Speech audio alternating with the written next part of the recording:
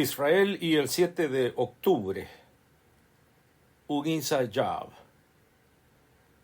La acción criminal y terrorista del 7 de octubre en contra de indefensos seres humanos en la parte sur de Israel fue una acción bien coordinada y planificada por Benjamin Netanyahu, quien además de ser el primer ministro de Israel, es el referente de la Agencia Central de Inteligencia CIA de los Estados Unidos en el Medio Oriente.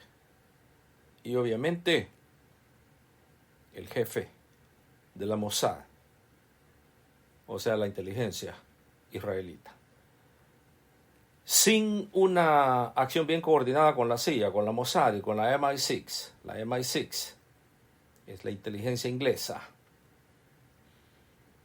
lo que pasó el 7 de octubre hubiera sido simple y sencillamente como un día más común y corriente.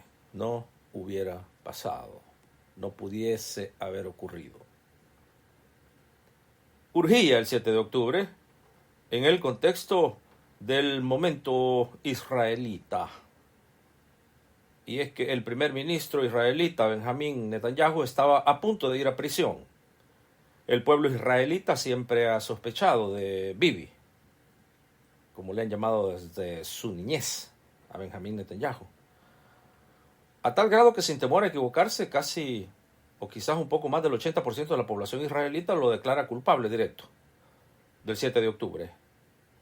Y lo que sigue pasando después del 7 de octubre. No hay otro culpable, dice el pueblo israelita.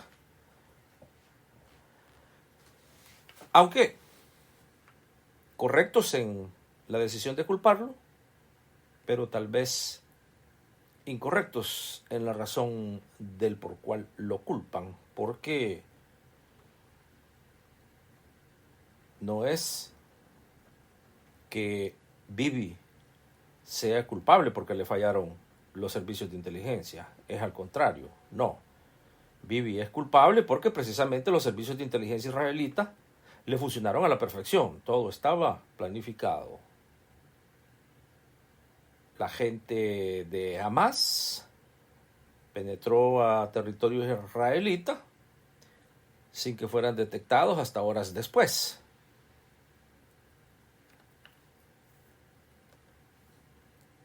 De hecho, hace unos minutos, y mientras terminábamos de redactar este editorial, Josep Borrell, el encargado de las relaciones exteriores de toda Europa, acaba de acusar directamente a Benjamin Netanyahu, el primer ministro de Israel, y a su gobierno de ser los fabricadores de Hamas.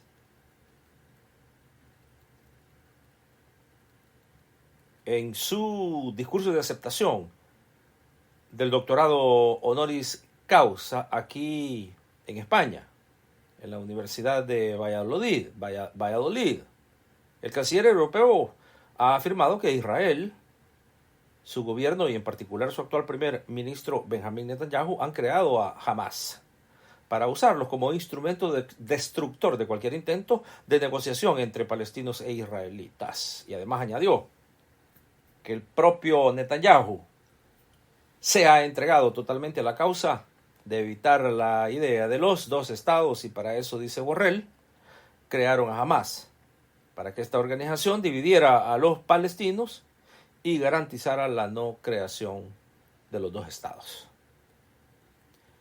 El más alto representante de las relaciones exteriores europeas sería, en algunos países se le llama al canciller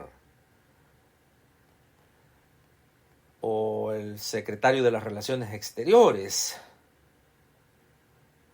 Josep Borrell, ha repetido aquí en la universidad en su discurso y ha reiterado firmemente que Israel creó a Hamas para impedir la creación de un Estado palestino y paralelamente debilitar a la autoridad palestina representada políticamente por Al-Fatah.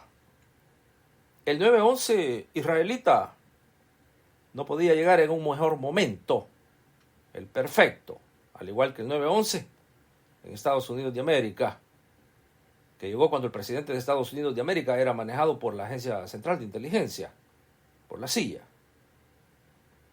¿Se acuerdan ustedes? El padre de ese presidente, George Bush hijo, el George Bush padre, había sido director de la Agencia Central de Inteligencia y también, por supuesto, fue presidente de los Estados Unidos. También el alcalde de Nueva York, en ese momento, en ese entonces, era un referente de la mafia. Y, obviamente, de la CIA también. Era entonces el momento perfecto. Y vean ustedes, minutos después de la acción de este octubre 7, el propio primer ministro israelita dijo, este es nuestro 9/11. Ahí está. Ahí está en los audios, ahí está en los récords. Ahora nada queda afuera. Ahora todo se sabe. El vicepresidente de Estados Unidos de América en ese entonces, del 9/11 del 2001, era el referente principal del Estado profundo, lo que le llaman en inglés el Deep State, o sea, los verdaderos poderes fácticos. Él era el principal referente de esos poderes fácticos.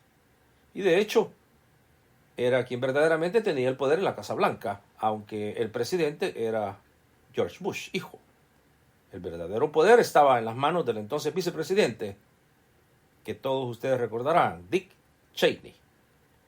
De hecho, fue el propio Cheney quien asumió el control total de dicha operación, ordenándole a su presidente, George Bush, hijo, que se quedara atrincherado por cuestiones de seguridad en su búnker y que no saliera hasta nuevo aviso.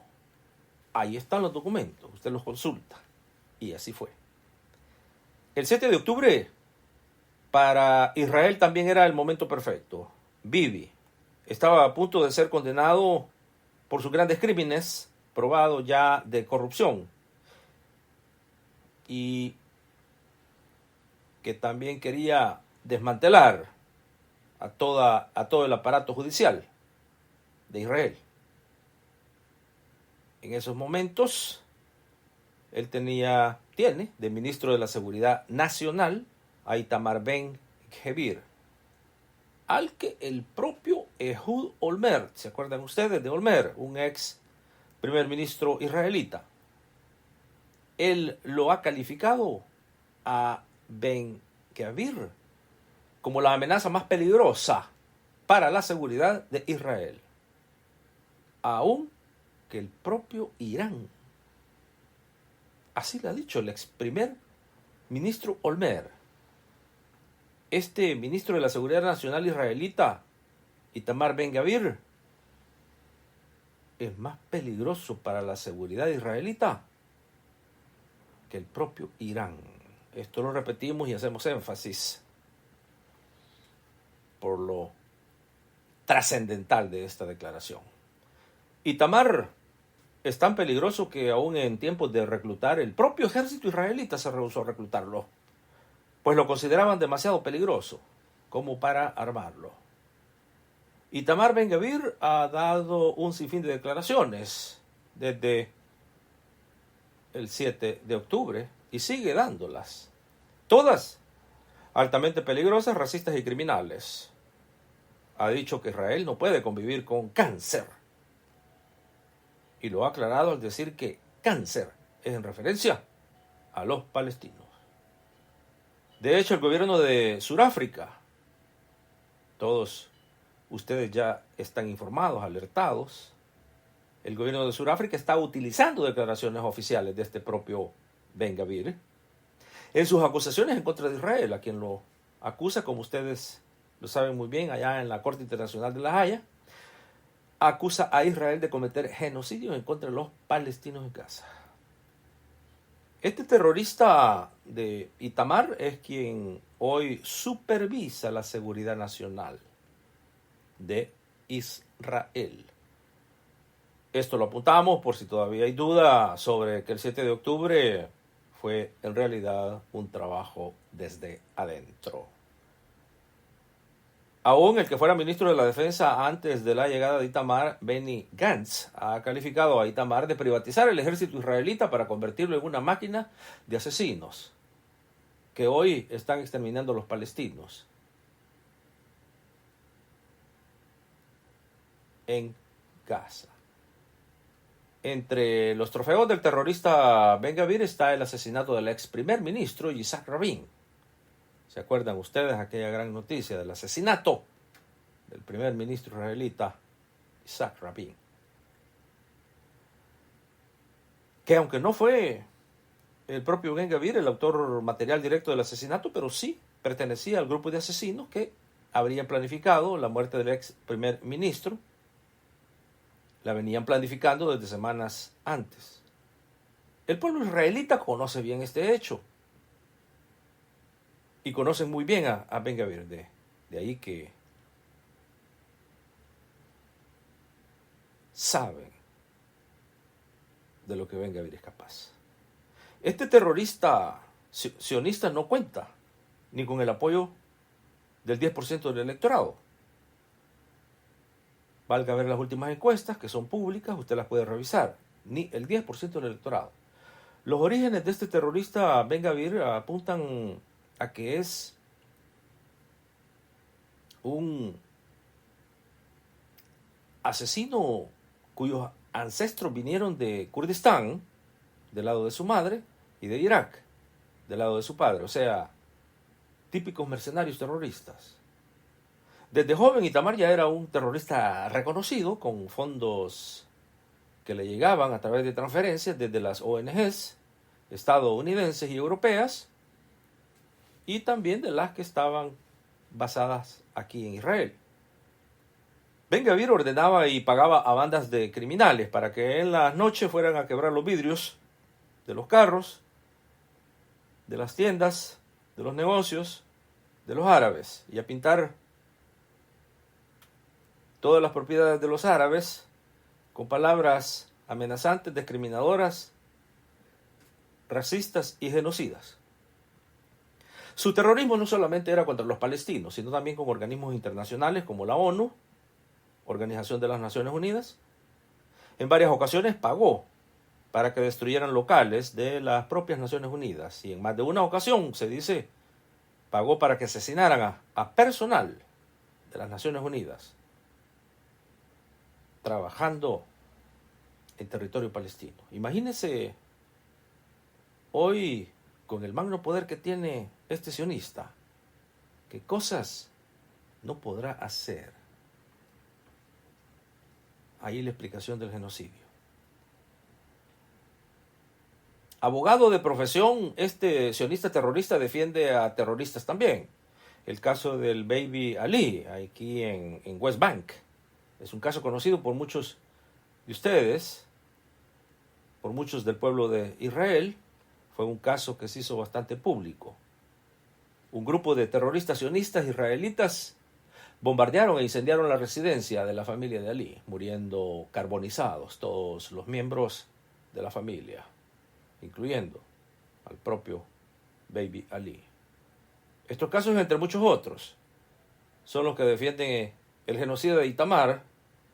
Tendríamos que escribir otro editorial solamente para enfocarnos en los casos de terrorismo que ha defendido este terrorista Ben Gvir. En las leyes estadounidenses, Itamar Ben Gvir estuviera ya en prisión con cadena perpetua como mínimo, pues además de ser terrorista genocida, es también un depredador sexual. Es descrito como tal, pues abusa sexualmente de niños. De acuerdo con los documentos, su esposa tenía 15 años cuando tuvo su primer hijo. Hay debate sobre la negativa de la niña a tener relaciones sexuales en aquel tiempo con el entonces Itamar, que le doblegaba la edad, que llegaba a casi los 30 años de edad. De igual manera, el otro terrorista sionista en el gabinete del primer ministro, Bezalel Smotrich, quien es el actual ministro de las Finanzas. Estos tres terroristas el Bibi, el Ben y Bezalel, los tres, y por supuesto que hay más, están por el exterminio total de los palestinos vía genocidio. Benjamín Netanyahu es al mismo tiempo el primer ministro de Israel, pero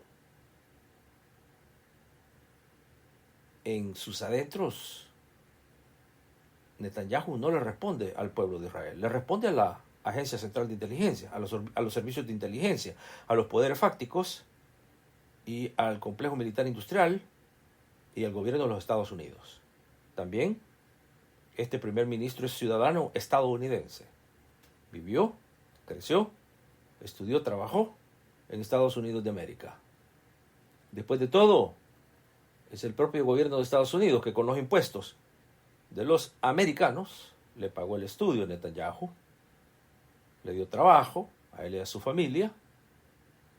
Hay que recordar, no olvide, que el padre de Benjamín Netanyahu fue empleado del Ministerio de Educación del gobierno de Estados Unidos también. De igual manera, el padre de Netanyahu también estaba en la planilla de empleados de la Agencia Central de Inteligencia. El gobierno de Estados Unidos mantuvo a la familia de Netanyahu por décadas. Le sirvió,